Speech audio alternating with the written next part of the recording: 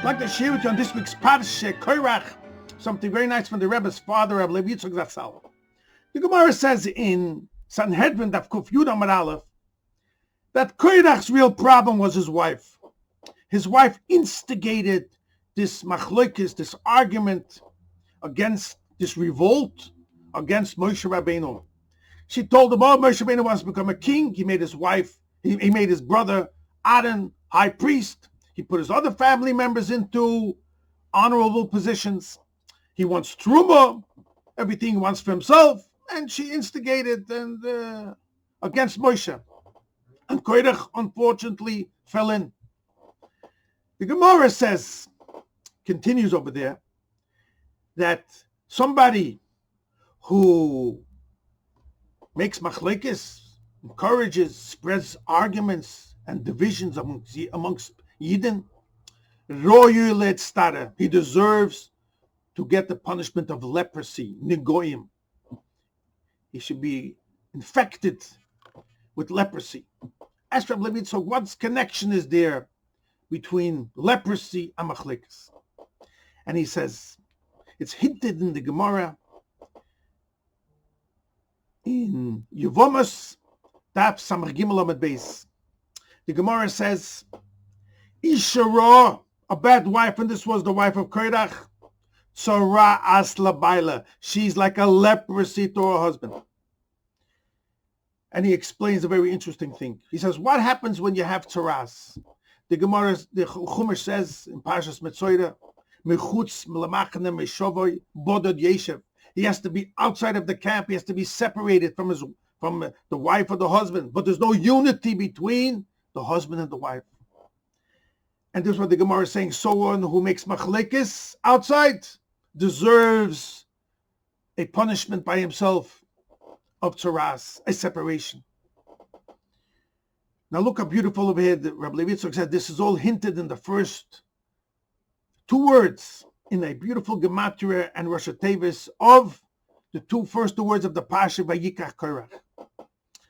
And he explains like this.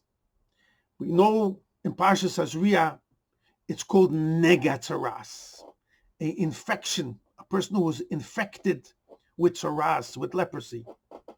The word nega is three letters, nun gimel ayin. It says in Sefer Yetzirah, written by Avraham Avinu, take the letters nega, change it around, you have oineg, which is enjoyment. Nega, oineg. Ein l'mayil l'meyoineg. There's no greater thing than bringing enjoyment to life. And there's no lower thing than saraz, than nega.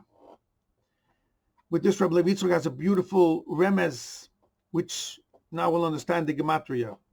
It says in the beginning of Chumash Bereshis, we once spoke about this once in Parshas Azriah, from the Rebbe's father. Just like there is the relationship of a husband and a wife and the unity, same thing is with Hashem and the Jewish people and the world. What do we say by Shabbos, for instance? We say v'karosa l'Shabbos oinik. Shabbos is a time of unity of the husband and the wife. Shalom bayis, that's oinik.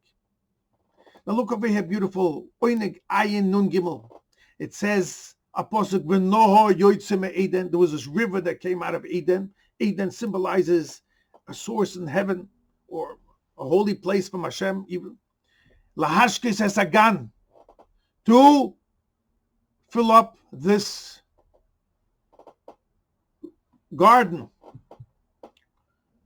Although it was on a physical level, this world, Gan Eden, but as explains the Chassidus, it symbolizes a revelation of a world of Atzilus where everything is connected and bonded. And over there you see a true revelation of Hashem. Eden shows on a very high spiritual level. And this river comes down to fill up this physical world, this garden, and then it blossoms so beautiful. So when you have the unity of Hashem in the world, there's a revelation of godliness. That's oinig.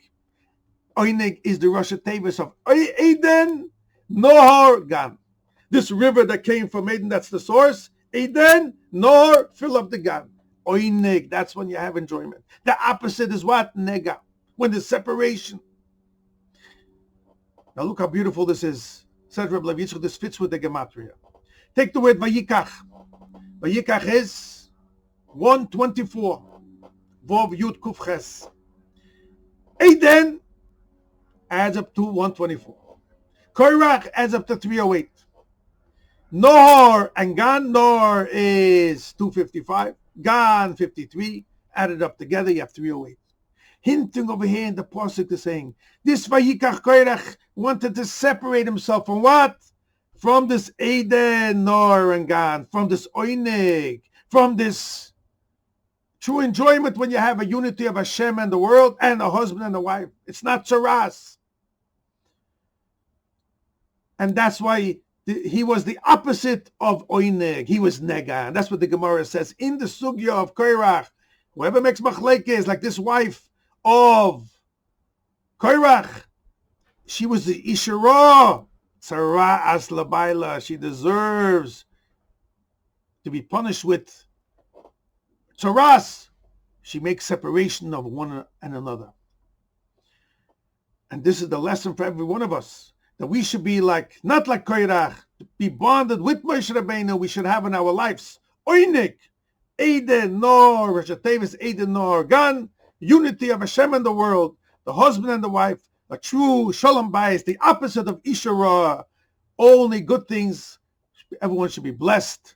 And this is the beautiful Rosh Hashanah and Gematria and Rosh Hashanah learning. There's no greater thing than Oinik. There's no lower thing than Nega, which was Korach and his wife. There's Ishara, Tzaras, Labaila.